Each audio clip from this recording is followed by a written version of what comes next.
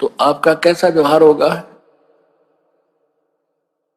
ठीक है, कोई निर्धन है वो माया मांगेगा, निसंतान संतान ही मांगेगा, जैसे आपकी रिहर्सल चल रही है। लेकिन आपको वास्तव में ये पता हो ये भगवान है, आप आपके हृदय मान ले, तो फिर आपका कैसा व्यवहार होगा? अरे सामने भगवान खड़ा और आप कैसे बोलोगे, कैसे विचार करोगे, कैसे उनके प्रति भावना रखोगे?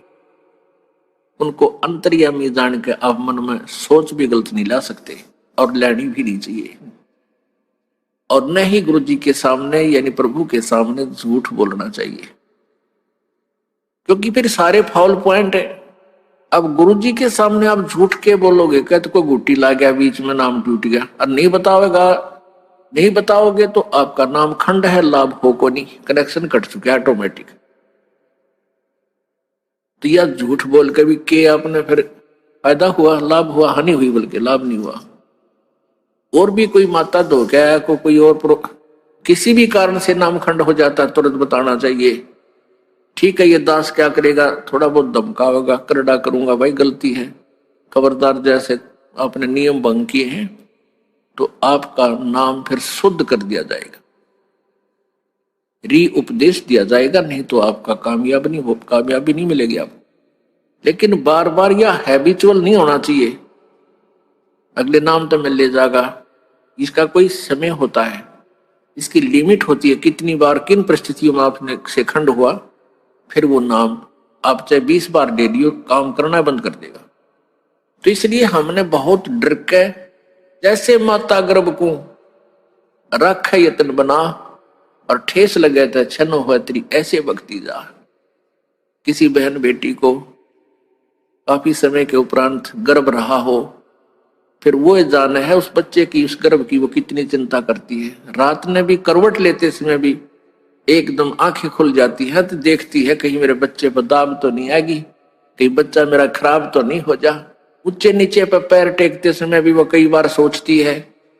तो पुण्यात्माओं, ऐसे ही ये भक्ति रूपी गर्भ को आपने ऐसे यत्न बनाकर बचा कर रखना पड़ेगा, फिर ये अनमोल लाल आपको मिलेगा। ये बकवादकरण की बात नहीं है, ये मजाक की बातें नहीं है, इनको हृदय में धरना पड़ेगा कि हम क्या करने आए हैं, किस उद्देश्य से हमने उपदेश लिया है। ठीक है, शुरू प्रारंभ में हम आते हैं कोई दुख निवारण के लिए, वो भी होगा, क्योंकि भगवान सारे काम करेगा, और फिर कुछ दिनों में आपको ज्ञान हो जाएगा, फिर आप कुछ नहीं मांगोगे, केवल यही मांगोगे परमात्मा चरणों में रखना, एक गुरुजी चरणों में रखना, दूर ना करना। क्योंकि जब हम चरणों में रहेंगे तो फिर परमात्मा कौन सा बालक है, अनजान है, उसने हमारी प्रॉब्लम का पता कोई नहीं, वो तो अंतर्यामी है, हमारी प्रॉब्लम हमें नहीं पता, उसको पता है। और जो सच्चे दिल से अनन्य मन से पतिभरता पद पे आके भक्ति करते हैं, पतिभरता पद का अर्थ है कि किसी और इष्ट की पूजा नहीं करे, केवल अपने कबीर परमात्मा की, नथिंग एल्स।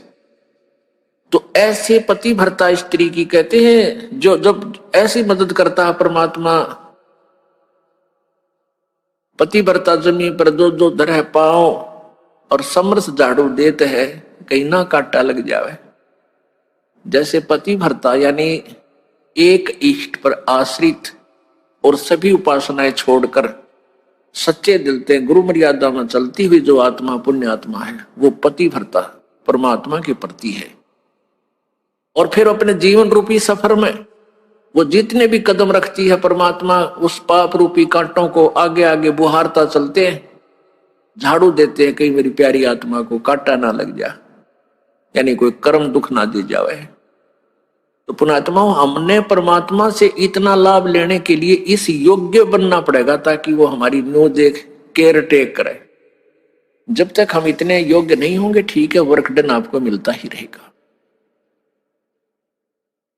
और कहते हैं कबीर हरि जय रूठ जा, तो गुरु की शरण जाए और कहे कबीर गुरु रूठ गया था ना, हर नहीं करे सहाय, यानी तुम्हारा राम रूस गया, आपत्तियां शुरू होगी, वो घड़े का जल समाप्त हो गया। गुरु की शरण में जा, यानी पूर्ण संत के पास शरण में पहुंच और कहे कबीर गुरु रूठ गए, तो हर ना करे सहाय। आपने गुरुजी के प्रति ही कोई दुर्भावना पैदा कर ली, कोई उसमें दोष देख लिया अपनी ही सोच अनुसार, या कोई यहां अपने मर्यादा भंग कर दी, तो उससे गुरु रुष्ट हो जाता है। जैसे इस दास को जब पता चलता है कि ये व्यक्ति यहां आ भी रहा है और कहता मैं नाम भी ले रखा है और ये बीड़ी भी पीवा है, गुट्टी भी लगा जाता है कभी कभी, तो तब मैं रुष्ट होता है, ये दास रुष्ट होता है, दुख होता है मुझे कि कोई फायदा नहीं इसके यहाँ आने का।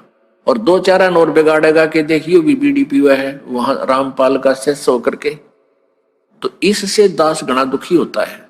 उस व्यक्ति को चाहिए अपनी गलती स्वीकार करे, दोबारा उपदेश ले ले, शुद्ध करा ले अपने उपदेश को, और भविष्य में नहीं पीवे, अपना कल्याण करवा ले। तो इससे दास दुखी होता है। कोई आन उपासना कर लेता है तो भी दास दुखी होता है कि नहीं, आप पतिव्रता पद पर नहीं रहे, भगवान आपको मदद करेगा नहीं, फिर लाभ क्या होगा यहाँ डरे धक्के खान का, यहाँ आने का कोई लाभ आपको नहीं प्राप्त होगा। आपने यहां आए हो तो लाभ प्राप्त करो मालिक का, ऐसा लाभ दे देगा आप सोच भी नहीं सकते। आप चक्कर में पड़ जाओगे, क्या परमात्मा सचमुच ऐसे सुख दिया करता है, सुना करते थे, लेकिन आप यहां देखा करोगे, आप यहां महसूस करोगे।